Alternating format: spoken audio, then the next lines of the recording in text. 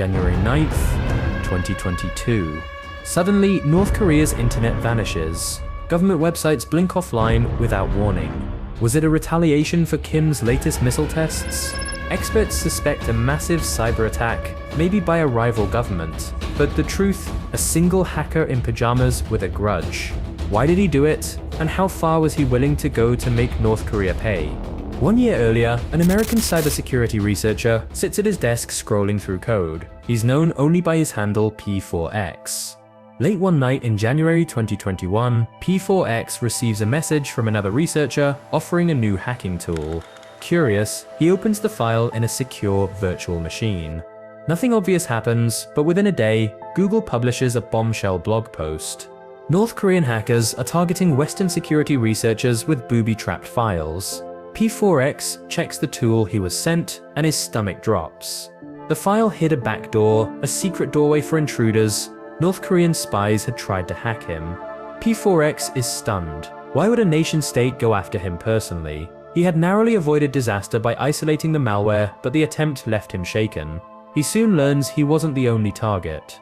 It was part of a broad campaign by North Korean operatives to steal hacking tools and vulnerability research from experts like him.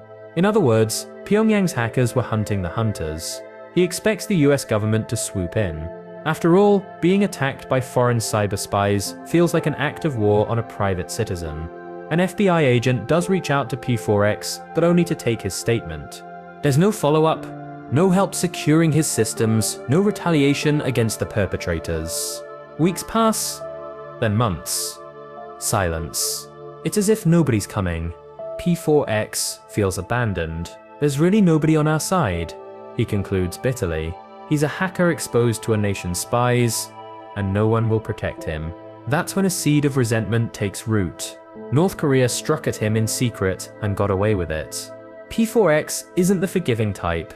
As the months go by, that seed grows into a plan. If the authorities won't avenge this breach, maybe he will. The idea seems almost crazy. A one-man counterattack against the most isolated regime on Earth. But the more P4x thinks about it, the more it feels not just possible, but necessary. By the end of 2021, his mind is made up. He'll strike North Korea himself. But can one man really take down a country's internet without getting caught? P4x begins quietly gathering intelligence. For once, he's the hunter. His target, North Korea's sliver of the internet. Few outsiders truly know what North Korea's online infrastructure looks like. What P4x discovers amazes him. The country's internet presence is tiny and fragile. Only a few networks and dozens of websites serve the entire nation. It's a digital house of cards propped up by aging software and sloppy security. To a seasoned hacker, it's full of unlocked doors. Night after night, P4x scours North Korea's systems from afar. He probes servers, tests doors and windows in the code. Before long, he finds what he needs. Vulnerabilities, and plenty of them.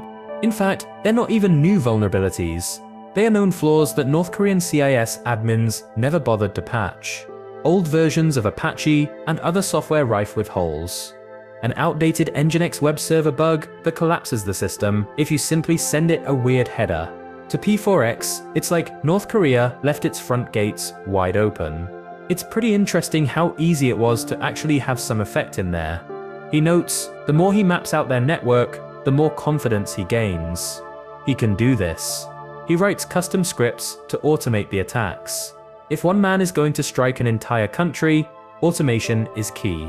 His code will scan North Korean servers, find which ones are online, then hit them with exploits to overload or crash them.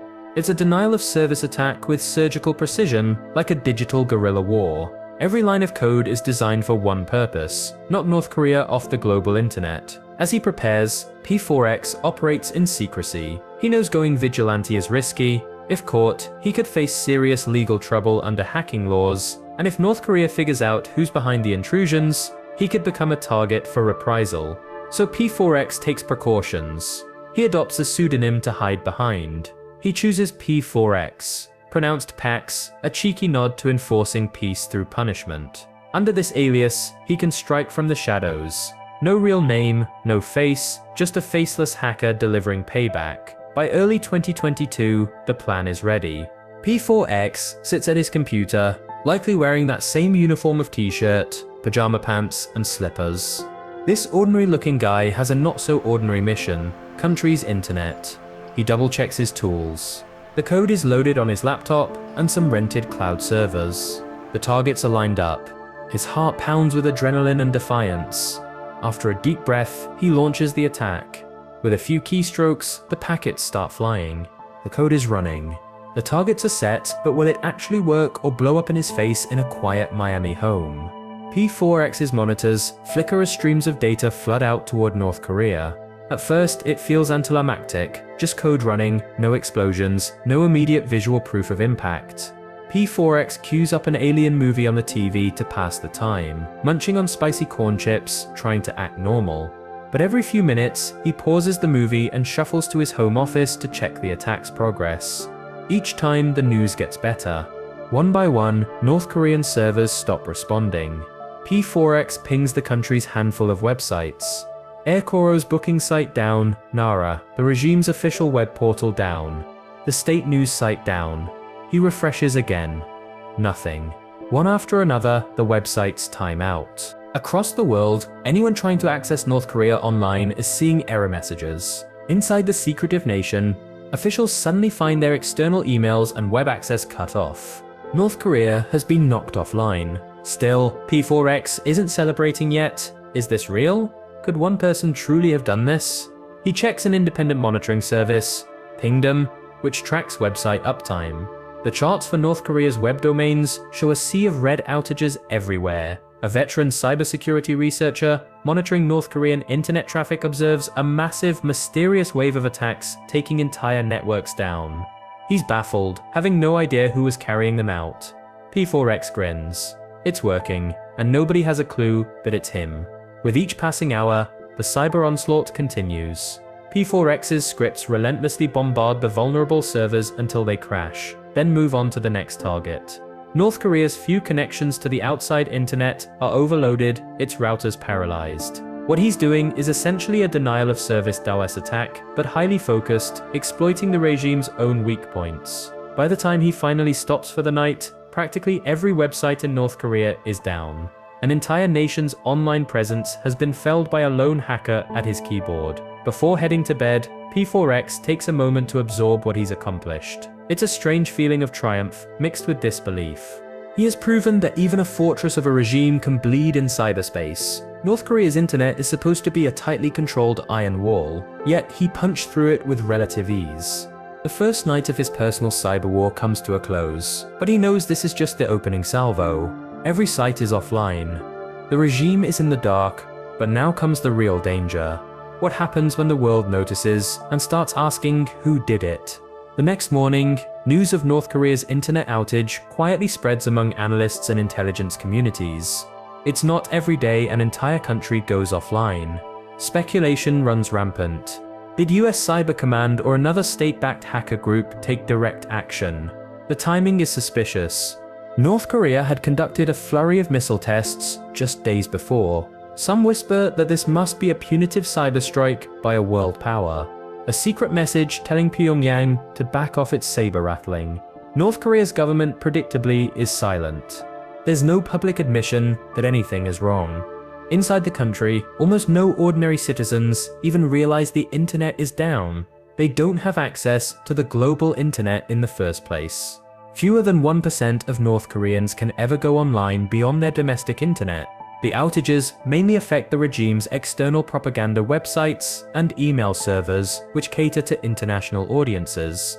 So, on the streets of Pyongyang, life continues as usual. The blackout is an embarrassment for the leadership, not a nationwide crisis. But abroad, among the small circle of North Korea watchers, the outage is big news. For several days in a row, nearly all of North Korea's handful of websites are unreachable. Tech forums and Twitter light up with chatter. Is North Korea under cyber attack? When some sites briefly come back online, they soon crash again. It's as if someone is toying with the regime's connection to the outside world, flipping the switch off and on. Yet, no government claims responsibility. No one steps forward. This mystery only deepens the intrigue. Was it a new form of covert pressure by the US or South Korea? A retaliatory strike by hackers from an enemy state? The lack of answers creates an almost cinematic whodunit. Little does anyone suspect that the person holding North Korea's internet hostage is not a nation's cyber army at all, but a lone hacker at home. P4x watches this global guessing game quietly from behind his keyboard. He sees articles speculating on state-sponsored ops and laughs to himself. The world has no idea that this is a personal vendetta playing out in real time. For P4x, that confusion is part of the satisfaction. He doesn't want fame or credit. Not yet, anyway. Staying in the shadows keeps him safe, and as long as the regime doesn't know who's hitting them, they can't hit back. Still, the longer the mystery goes on, the more questions bubble up. How long can one man keep this up? What if North Korea finds a way to strike back digitally or even physically? The world might be in the dark, but P4x knows he's stirring a pot that could boil over. He's winning for now. But is there a price for humiliating a nuclear-armed regime? By taking down North Korea's internet, P4x has made his point, at least for now. Kim Jong-un's regime has been publicly embarrassed, shown to be so weak online that a solo hacker can unplug them at will. For P4x, this is vindication. He set out to annoy North Korea and show them there are consequences for messing with Western hackers, and he succeeded. I definitely wanted to affect the government as much as possible, and the people as little as possible, he says, his conscience clear. In his eyes, knocking out a few propaganda websites is like tearing down a dictator's billboards, a symbolic victory. Flushed with success, P4x decides he won't stop at just temporary outages. The more he thinks about it, the more he realizes that his one-man operation could become something bigger. North Korea's hackers will undoubtedly continue targeting Western individuals if they remain unchecked. So P4x raises the stakes. He plans to go beyond just denial of service attacks. Next on his list, actually breaching North Korean systems, digging up secrets, and exposing sensitive information to the world. If simply shutting off their internet got the regime's attention, imagine the impact of stealing their data. But P4x knows even he has limits alone. So he quietly sets up a covert website on the dark web, calling it the Funk Project, short for FU North Korea. It's a rallying call for other activists to join his cause. This is a project to keep North Korea honest. The site declares he's effectively recruiting a team aiming to multiply his firepower. One hacker took the country offline. A handful could potentially dig deeper and hold the regime to account. It's the start of a vigilante cyber army in the making. Not everyone in the cybersecurity community applauds these rogue efforts. Some fellow researchers who are also targeted by Pyongyang worry that P4x's vigilante justice might interfere with classified operations. What if US or allied intelligence agencies have infiltrated those same North Korean servers? P4x's noisy takedowns could trip up quiet espionage missions. Others point out he's almost certainly violating the law. In the eyes of the US government, hacking is hacking, even if the target is a hostile foreign power. P4x is keenly aware of this. He knows the Computer Fraud and Abuse Act doesn't have a vigilante exception. By all rights, he's risking prison. And there's the specter of North Korean retaliation. They might try to identify and retaliate against whoever's responsible. So, is P4x scared? Surprisingly, no. He's motivated by a mix of anger and principle. North Korea's regime, he reasons, commits outrageous cyber attacks and human rights abuses, operating with impunity. He's decided someone has to push back. My conscience is clear, he says, confidently. To him, exposing Kim's weakness and sending a message is worth the risk.